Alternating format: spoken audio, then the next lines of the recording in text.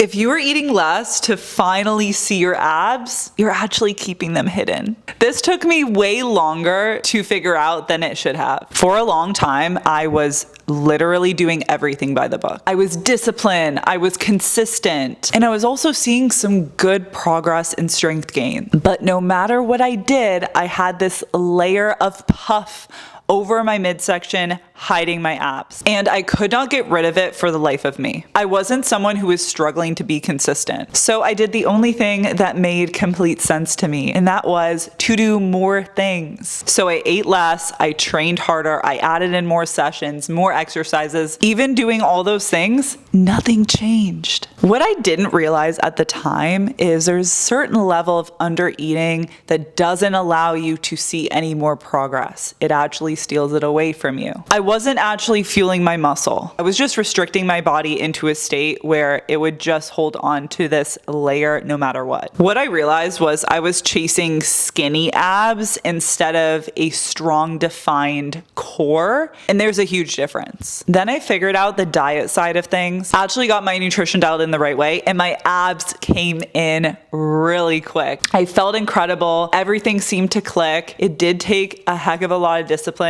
but I was really proud. But then one day I looked in the mirror from the back and noticed that my glutes had literally disappeared. I had gotten so lean that I lost the shape I had built in the process. The muscle that I had built, especially in my lower body, was going away very quickly. I had fixed my problem of finding abs, but then I had created another one in the process. And I didn't even realize it was happening until it had already happened. So I decided to make a commitment to something I was really afraid to do in the past, and that was committing to a season of building. And no, this isn't the same thing as a bulk. A bulk should be removed from everyone's vocabulary because it was really only made for male bodybuilders, not for women that want to look lean and toned and sculpted. I did have to accept that I was going to carry a little bit more of body fat around temporarily so that I could actually spend time prioritizing building up the muscle that I lacked and lost. So instead of chasing the smallest or leanest or skinniest version of myself, I committed to the longer term goal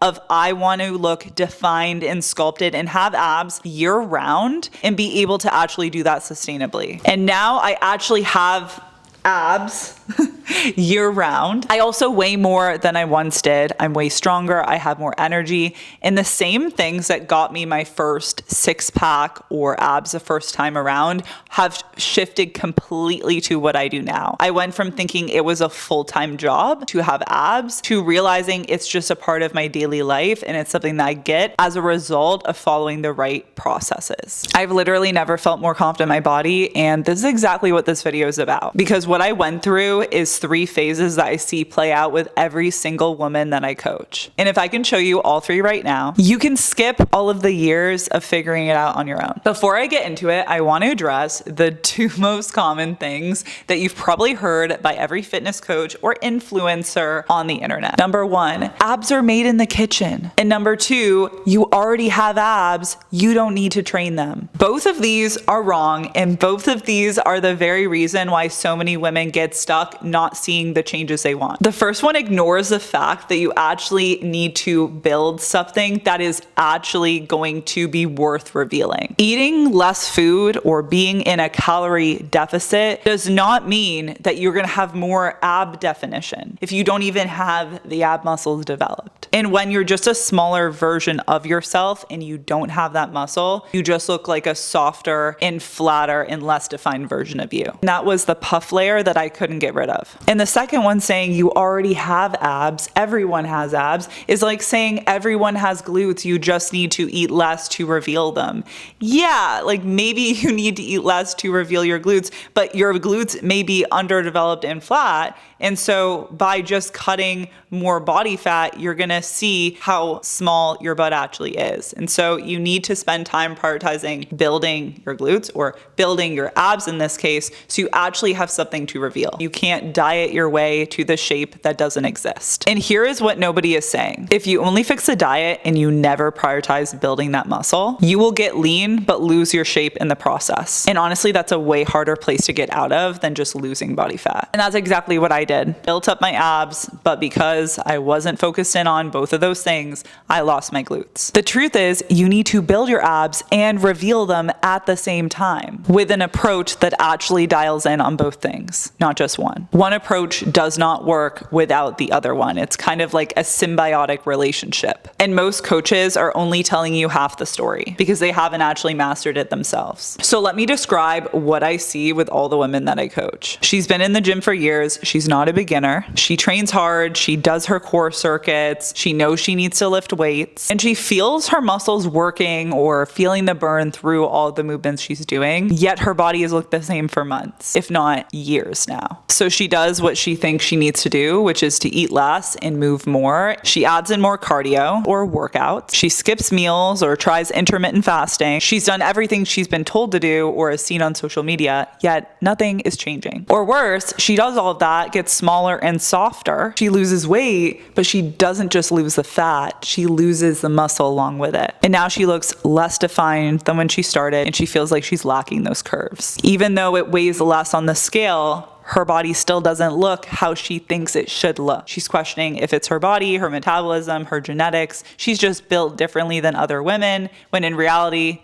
she's just following the wrong things. It is literally just an approach problem. And that approach or strategy, whatever you want to call it, that she is following was the same exact one that I was following that allowed me to never see the changes I wanted to. I was under eating, I was trying to do the most, but my body wasn't seeing the changes I wanted to. So here's what actually needs to happen if you want your abs to show up and actually stay there. First, you need to be training them like the muscle that they are. Everyone likes to think that abs are different than other muscle groups. That's just not true. Progressively overload, add resistance over time, make them work harder every single week. Your abs are a muscle group just like your glutes are. And so you wouldn't expect to grow your glutes with body weight exercises and a million circuits and reps, maybe 1 to 2 times a month. You need to be consistent and you need to actually progressively overload. Most women go through the motions with their core work and just do what's convenient or what's trending, or do a random circuit at the very end of their workout, and that is literally stealing your progress away. The women who actually get defined abs, and the way I actually got defined abs, was through training them the same exact way that I trained any other muscle group. Second, your protein actually needs to be high enough to build and protect that muscle. This is the piece of the puzzle that almost every single woman is missing. When your protein is too low, your body has absolutely nothing to build with. That's like trying to build a brick house without the bricks. You're training really hard, you're breaking down those muscles, but you're not actually giving those muscles the raw material necessary to build them back up. So what you end up doing instead is depleting your body and breaking things down. And third, your deficit needs to be smart, not aggressive. It needs to be small enough where your body actually can respond well, but also large enough that you're actually seeing consistent progress week over week, month after month, and you're not just stalling your progress. And I want to clarify this one thing. The problem with eating too little food or calories isn't that your body magically goes into starvation or survival mode and starts piling on body fat because you're under eating. Your body can't create fat out of thin air. It needs the actual food to store anything to begin with. We can see this in starvation studies where people are actually not having access to enough food and they lose weight very rapidly. What actually happens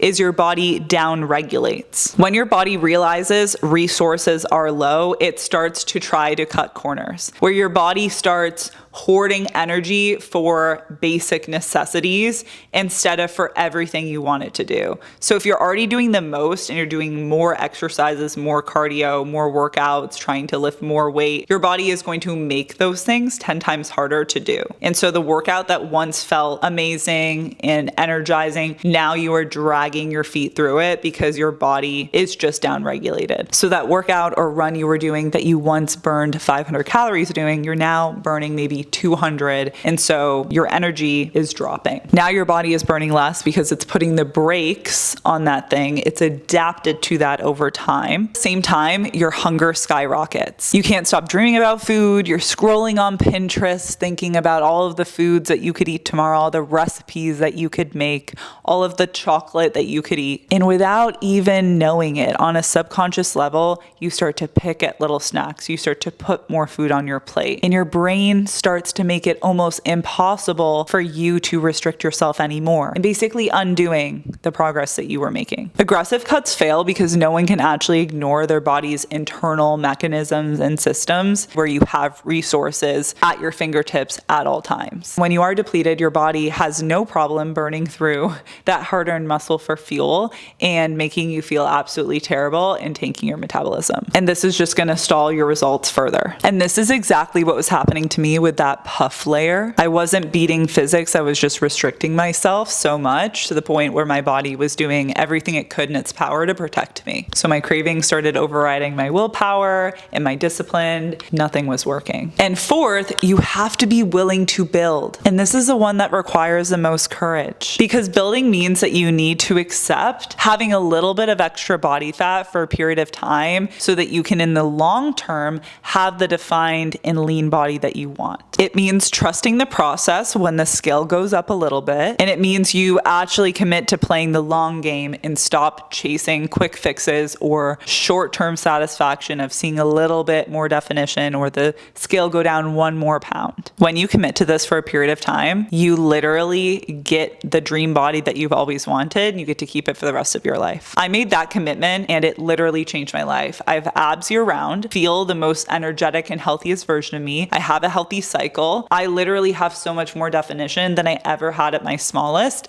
and I actually weigh more now. Fifth, and this is the one that nobody likes to talk about. This is not a destination. This is a process that has to adapt as your body does. What works right now will not work in 8 weeks from now. What works right now may not work for a different season in life for you. Your metabolism will adapt, your lifestyle or routines will change, and that will also mean you need a different plan to follow that. Your approach has to evolve with you. This is why so many women that try to do it on their own end up hitting walls continuously. This isn't a static equation that you can calculate one time and you have that forever. It is something you have to continually show up and do in the right ways for you to see the process. Okay, so I just gave you the full framework, and I need to just say this one thing. Knowing that you need to progressively overload and eat high protein, be in a smart deficit, and commit to building is one thing. And knowing exactly what that looks like for your body is another. Your deficit is not the exact same as someone else's. Your protein is not the same as someone else's. Your starting point is most likely very different. And your metabolism, your diet history, everything that you've currently been doing is also very different. This is why generic advice is failing you, because you are trying to fit yourself into a small box that hasn't been created for you. I spent months trial and erroring this on my own, and I've been in the gym now for 10 years, and I've been coaching for just over 5 now. And what I got out of that is everything that I now apply and give to my clients in their plans so that they do not have to waste their time spinning their wheels like I did. I do want to say this too. The woman who figures it out on her own will eventually get there, but probably spend a lot of time, energy, and resources going in circles and doing the wrong things. The woman who has a plan going around her lifestyle and takes her body into account and works through the right processes, she's gonna skip all of that and just get to the results in the body that she wants way faster. So here's what I want you to do right now. I built a 2-minute quiz diagnosing exactly where your diet is working against you. It's not a generic macro calculator. It's actually gonna look at your specific situation and show you exactly what has been holding you back from seeing that progress. It is the exact starting point that I wish I had years ago when I was spinning my wheels. The link is in the description below. Go take it right now while this is still fresh in your mind. And if you're sick of spinning your wheels and trying to figure out on your own, and you just want a plan built around your body and your lifestyle so you can just implement and see the results already, you can apply for coaching. I've linked it down below, and I will reach out if we are a good fit. And if this video hit home and it would be helpful to someone else in your life that's struggling with this exact thing, share this with them, send it to them, and I'll see you in the next video.